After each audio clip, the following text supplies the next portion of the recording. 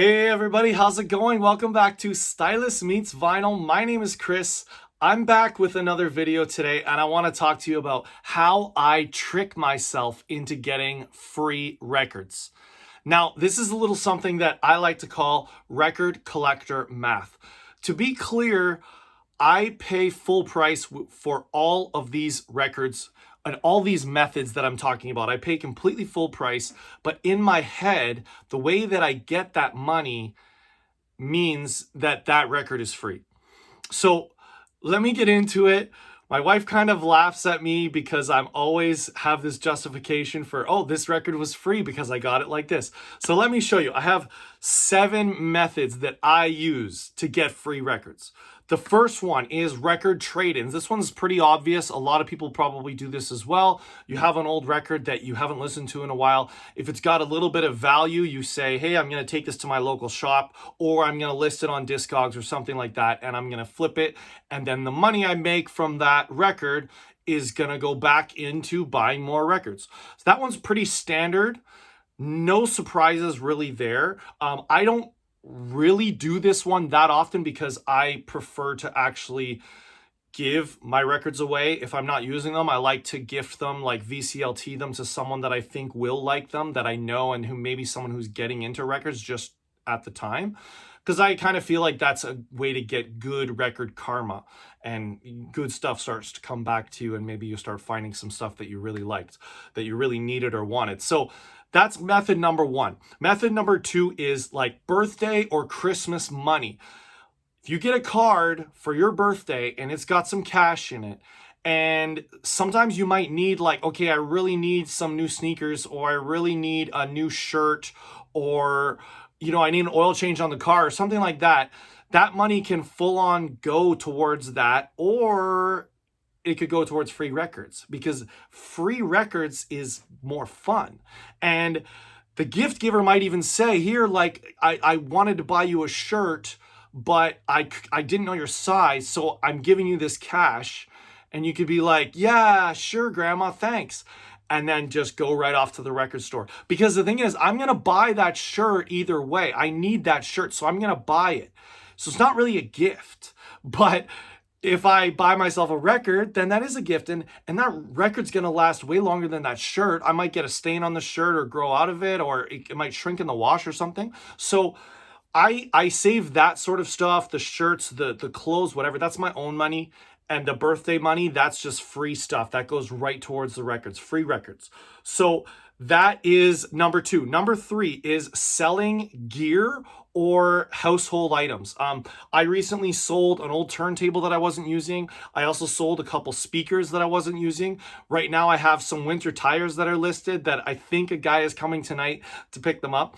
And that money, that's just cash. You get them to pay cash. You hold on to that cash. You put that into your wallet, and then that just goes right back into your collection. Don't even let it touch your bank account. For me, in my head, don't let it touch my bank account, because if it goes in my bank account and then I buy a record and then it goes out of my bank account, I'm just going to see that money going out and it's going to feel like I paid for it. But if I just put the cash into my wallet, keep it there, designated for a record purchase, when I buy the record, it just comes, that cash, and then in my head, just, that was free. That was completely free. I didn't spend any money on it. I got money for these speakers, this turntable, and it goes invested right back into the collection. So that was number 3. Number 4, this one's fun because this one involves having fun and throwing parties. And so the one I like to use is like, okay, alcohol or like beer bottle recycling.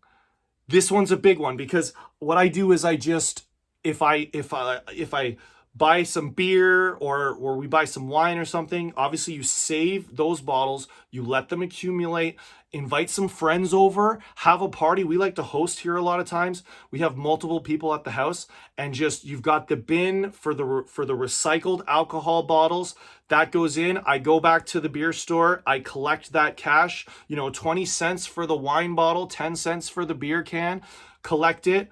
Again, cash goes right into the wallet. And then I save that up, and then the next time I'm at the record store, That's a free record right there. That's free. In my head, that is completely free. So that's number 4. Number 5. Okay, this one doesn't happen that often, but sometimes it does. So you've got government rebates. Up here in Canada, we had a federal election several months ago, and right before the federal election, the Prime Minister gave out these government GST, government sales tax, these rebates. Hey, everyone deserves $220 for your government rebate. And you get that cash, you get the check in the mail. And again, I don't cash the check.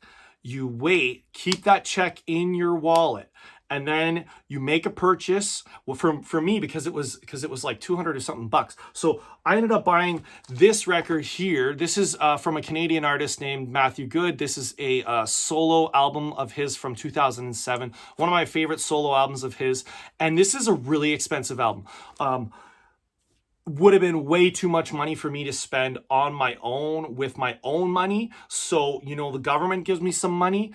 That's government sales tax. I've already paid those government sales tax. That's out of my head. I paid that long ago. I get that money back. Buy a record online. When that Visa bill gets posted, you cash the check, pay off the Visa bill, and then it's just like that money never existed, and now you have a free record.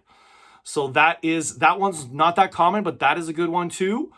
And then, okay, the next one is, so work bonuses. This might not apply to everyone, but for me, just about once a year at work, we get a bonus. And it's a healthy enough bonus that I could buy a lot of records. I could buy a lot of gear with that money. But what I like to do to keep myself, feeling responsible is I like to do something adult with it, like maybe make an extra mortgage payment, or put some money in my retirement savings, put a big chunk of that in the retirement savings. You want to also buy your wife or your partner like a little gift as well. And then, that's maybe 90% of that gone. And then the last 10% of that bonus, that's just records. That's free records that I didn't have before I got this bonus. So that's method number 6. Method number 7, this one's fun. This one is my favorite one, I think, is the credit card cashback money. So on my credit card, I get, 1 or 2%, something like that. And so for me, what I like to do is I wait until that cashback reaches $100 or more. Sometimes I let it keep going if I don't have anything immediately that I want to buy. Let it go. Past $100, and then you can buy yourself a big ticket record. You can buy something expensive, pay for it with your credit card. You'll still get that 1 or 2% cash back, so you're already saving money on that record purchase. You get the bill for that record, and then you just pay it off with the credit card cash that's sitting there in that little reserve. You cash it in, and then it's like you never spent any money, and then you've got all these free records. So these are my methods that I use to trick myself. And as I said, I pay full price for all of these. There is an actual cash tender transaction happening, but in my mind, I am getting free records every time. And it's a trick that I like to use. I firmly believe in this. I'd love to hear from you guys. Do you have any tricks that you use to kind of trick yourself into getting free records or free gear or whatever it is? I'd love to hear it in the comments. If you enjoyed this video, please consider liking the video, consider subscribing to the channel, and whatever you guys do, make sure you come right back here where Stylus meets vinyl. Thank you so much. Take care.